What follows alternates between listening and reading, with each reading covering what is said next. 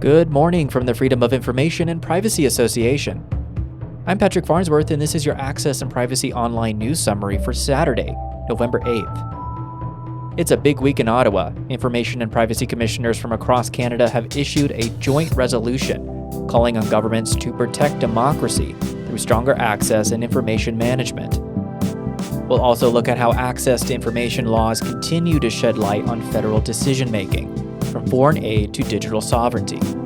Then in our local journalism initiative roundup, we have access, accountability, and transparency stories across the country, from New Brunswick hospitals and Quebec's nonprofit cybersecurity efforts to Ontario's autism program and a GM plant controversy in St. Catharines.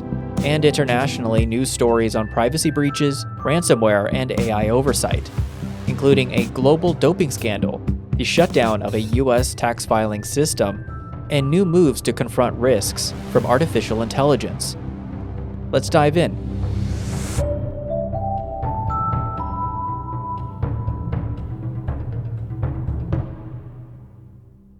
We start with that joint resolution from Canada's federal, provincial, and territorial information commissioners, a rare collective call for governments to protect democracy by strengthening access and transparency. Meeting in Banff, the regulators warned that misinformation thrives where transparency is lacking. Their resolution, titled Trust, Transparency, and Democracy in an Era of Misinformation, urges governments to modernize access laws, codify a duty to document, and ensure institutions have the resources to manage information responsibly. They also call for proactive disclosure, open data systems, and stronger support for civil society and journalism, all aimed at countering misinformation and restoring public trust. There has also been a call to modernize access to information laws by codifying an explicit duty to document on part of public bodies and institutions. This means meeting the minimum requirements of proactive disclosure of information and records to the public. BC's Commissioner Michael Harvey said bluntly, quote, "Our best defense against threats to democracy is transparency," end quote. If you couldn't guess, we're big fans of this. FIPA has reached out to the BC Commissioner's Office for a longer discussion on what these commitments might mean and hope to have more in the weeks ahead. In Ottawa, access files and transparency continue to reveal the federal government's behind-the-scenes priorities. A Global Affairs Canada briefing note, released under Access Law, shows the department expected fewer questions about foreign aid in the new parliament, given the NDP's reduced caucus. Officials anticipated limited scrutiny as they paused funding for some Trudeau-era programs on climate and biodiversity. The briefing note cites the Trudeau-era feminist aid policy and programs set to expire on climate finance, biodiversity, and home care. Global Affairs Canada told the Secretary of State for International Development that the move would attract some parliamentary attention, but that requests for spending breakdowns would likely come only in written form. This is because the NDP does not have official party status. Meanwhile, the Online Streaming Act will finally have its privacy clause restored, more than 2 years after it was accidentally deleted in the legislative mix-up. The government says a budget amendment will reinsert the privacy protections originally proposed by Senator Julie Méville-Deschênes after experts flagged the oversight. Senator Méville-Deschênes introduced the amendment based on a recommendation from the Federal Privacy Commissioner. When passing the bill, instead of replacing a similar provision, the Official Languages Bill replaced the privacy provision instead. That left the streaming bill with two similarly worded provisions on linguistic communities and none dealing with privacy. Of course, there's still no word on how the federal MPs will address their conflict of interest and the steps they are currently taking to deregulate political parties' use of your personal information. Be sure to check our Bill C4 material to get up to speed on that. Another access to information release shows Prime Minister Mark Carney was advised to push back if provoked by Donald Trump during an April phone call. The memo urged Carney to reaffirm Canada's sovereignty, defend the border partnership, and stress that Canada is not the source of U.S. fentanyl, while keeping the talks open on trade and defense spending. The memo adds that Canada was addressing its own fentanyl challenge, including precursor chemicals coming from China and other countries. Carney was also advised, should Trump raise defense spending, to express agreement with the idea of NATO allies increasing defense spending and sharing the military burden. It was also suggested the Prime Minister agree Canada must accelerate its timeline to reach annual defense spending of 2% of gross domestic product. Next, more than 5,000 Canadian researchers have signed an open letter opposing a parliamentary motion demanding 25 years of federal grant data, including demographic and personal information on applicants. Academics warn it's an unethical data mining expedition that puts privacy and equity at risk. The Standing Committee on Science and Research adopted a motion on October 1st requiring health and science grant institutions to share disaggregated data on all student and faculty grant applications submitted between 2020 and 2025. The span of data requested was later expanded by the committee from 5 years to the last 25 years. The information requested includes applicant demographics and equity, diversity and inclusion questionnaire responses, which the committee says are needed for its study into federal funding criteria. Another report warns that data stored in Canada may still be vulnerable to foreign courts. A Treasury Board white paper on digital sovereignty says even data hosted domestically could fall under the U.S. Cloud Act, which allows American authorities to compel companies to hand over data held abroad if required for law enforcement. The federal Liberal government and artificial intelligence minister, Evan Solomon, have been pushing the idea of digital sovereignty, and Prime Minister Mark Carney has mused about the idea of building a sovereign cloud in Canada.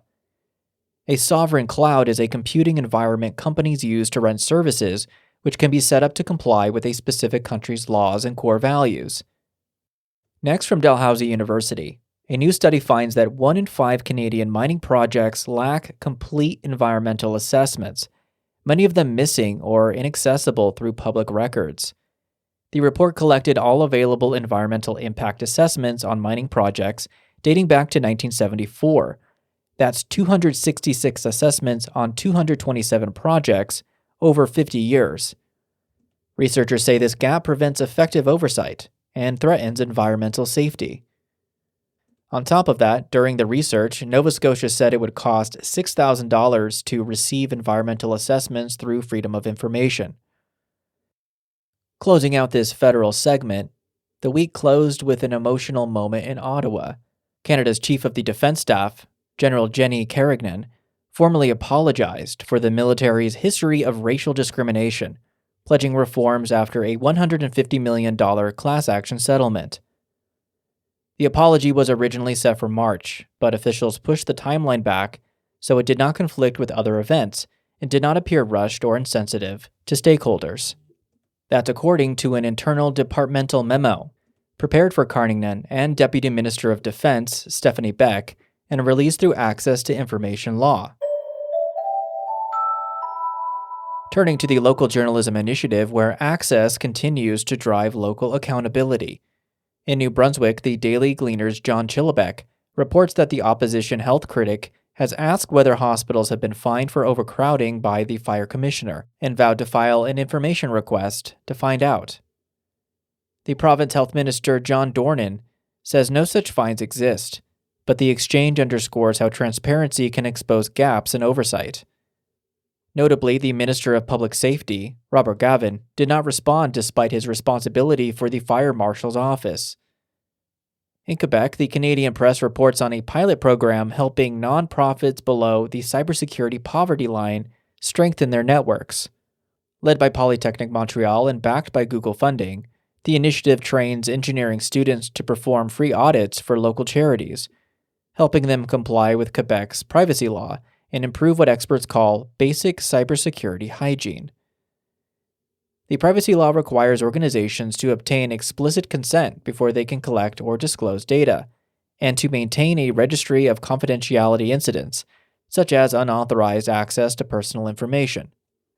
Nonprofits often lack dedicated technology staff to carry out regular cybersecurity audits, leaving no one available to put together written procedures on how to react in the event of a cyber attack or to track incidents.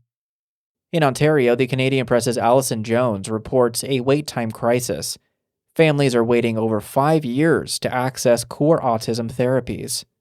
Freedom of Information data shows that more than 84,000 children are registered in Ontario's autism program, but fewer than a quarter are receiving services. Advocates call the situation a damning failure of promised support. The progressive conservative government has also introduced the concept of pillars, so families can access funds on a time-limited basis as they wait for funding for core services, including an entry-to-school program, urgent response services, and support training for families. However, some families have stated these pillars aren't relevant for them, and they just need the core services. And in St. Catharines, the Pointer's Ed Smith reports mounting frustration over the contaminated former GM plant site. Through Freedom of Information disclosures, residents have learned that toxic levels far exceeded limits, while the mayor insists the city lacks authority to act. It is a claim local councilors and legal experts dispute. It was also pointed out that the minister had a long record of minimizing contamination issues at the site. This was revealed through documents obtained by the Pointer through a Freedom of Information request. Residents say it's a case study in transparency avoided, not transparency achieved. Meanwhile, in North Perth, Ontario, the Listowel Banner's Kelsey Bent reports the town is seeking public input on new water storage plans for the growing communities of Listowel and Atwood. Consultation will happen with the public, stakeholders, Indigenous and Métis communities, and government review agencies. The consultation process falls under Ontario's Municipal Freedom of Information and Protection of Privacy Act, ensuring public records and environmental data are accessible through the review. And in Winnipeg, the Free Press's Maggie McIntosh reports that school trustees are calling for a say in redesigning 30-kilometer-per-hour school zones, after Freedom of Information data revealed tens of thousands of speeding violations. Not only have there been speeding violations, but there have also been deaths with no charges laid. Trustees want better consultation and infrastructure changes, not just photo radar enforcement. The Free Press's ongoing investigative series on school zone safety has revealed the 30-kilometer-per-hour limit in place to protect students has not reduced traffic violations.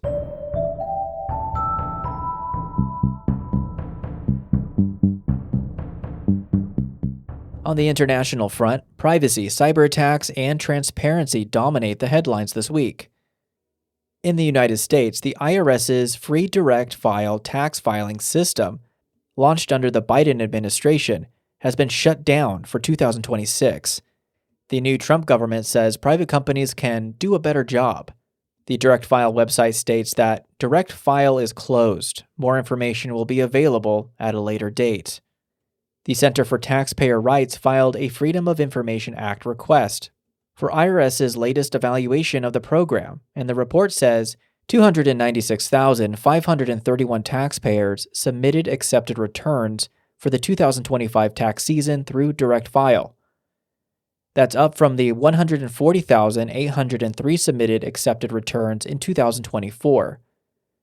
Critics warn that millions of Americans will now pay more to file returns, as commercial tax firms reclaim the market. In Nevada, an after-action report details how a massive ransomware attack, triggered by a single employee's mistake, crippled state services for weeks. The attack came on the heels of a long series of cyber crimes against states and municipalities in recent years. The director of cybersecurity programs at the University of Nevada, Las Vegas, said their response was quicker than most. The attacker created a zip file containing sensitive data, including personal information of one former state employee who was notified, according to the report. Investigators have not found that data was successfully extracted or published on a site. The breach cost over $1.5 million, though officials say they refused to pay ransom and have since strengthened defenses. In the United Kingdom, Marks & Spencer reports that a cyber attack cut profits by more than half, shutting down online orders for 6 weeks and costing £324 million in lost sales. M&S had to stop all online sales for around 6 weeks and suffered empty shelves due to disruption to its logistics system after hackers targeted the business around the Easter weekend. The company said the attack was due to human error. The hack also saw customers' personal data, which could have included names, email addresses, postal addresses, and dates of birth, taken by hackers. Analysts warn that AI-enhanced hacking is now driving an accelerating threat landscape across retail and logistics sectors. Also in London, the Associated Press reports that Prince William and Princess Kate have won a privacy case against Paris Match for publishing unauthorized photos of their family on holiday, reinforcing that privacy rights apply to even public figures. The British media has largely abided by an agreement to give George, 12, Charlotte, 10, and 7-year-old Louis privacy in return for occasional authorized images. International outlets have sometimes followed other rules. In Germany, authorities arrested an Afghan national accused of helping plan attacks on Jewish targets, allegedly tied to Iranian intelligence. The man is suspected of gathering information on Jewish locations and individuals in Berlin for Iranian intelligence, possibly with a view to attacks. Prosecutors say privacy-protected evidence shows the suspect promised to obtain weapons for an accomplice already in custody. And in sports, the World Anti-Doping Agency has launched Operation Puncture, investigating the leak that exposed its handling of 23 Chinese swimmers cleared before the Tokyo Olympics. The agency insists it's not targeting the whistleblower, and instead is seeking how and why this happened.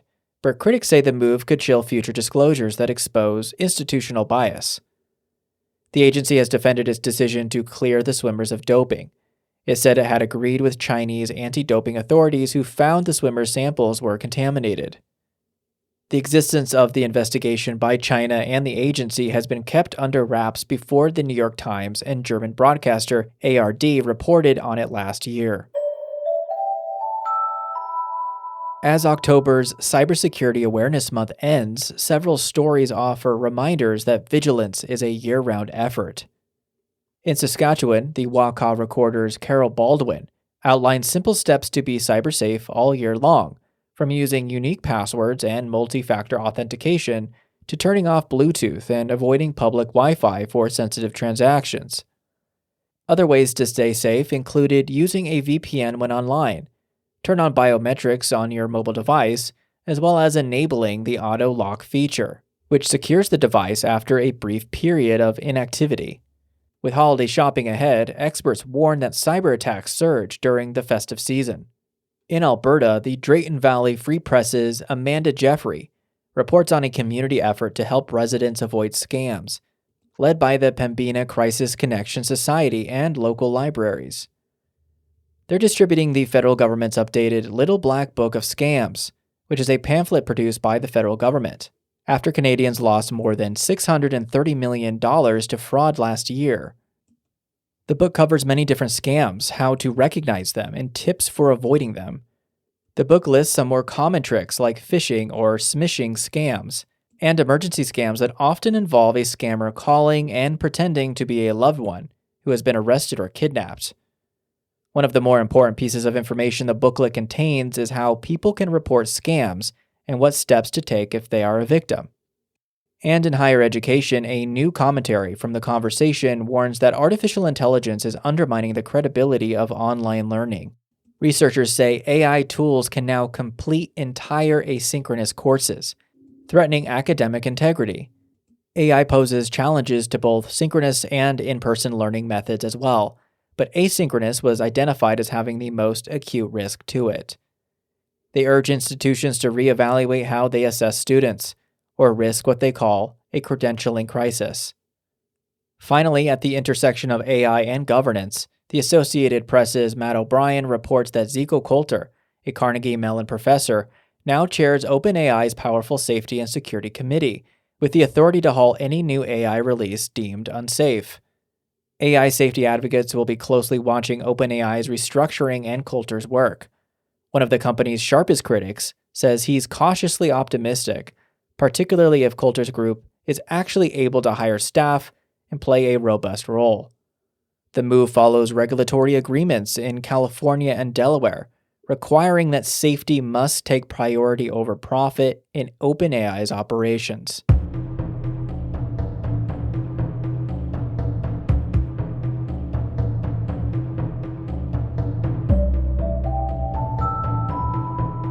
And that's our program for this week. We hope today's stories help you stay informed about the evolving landscape of privacy, information management, and public transparency. FIPA will continue to monitor these developments and will return soon with new commentary and analysis. To help us keep the mics on, consider subscribing to FIPA News Monitoring or making a donation at fipa.bc.ca. That is FIPA, FIPA.bc.ca. Our writer is Sean Fisk, and original music is by the ever-mysterious Breakmaster Cylinder. I'm Patrick Farnsworth, your host and producer. Thank you for joining us. Stay safe and stay informed.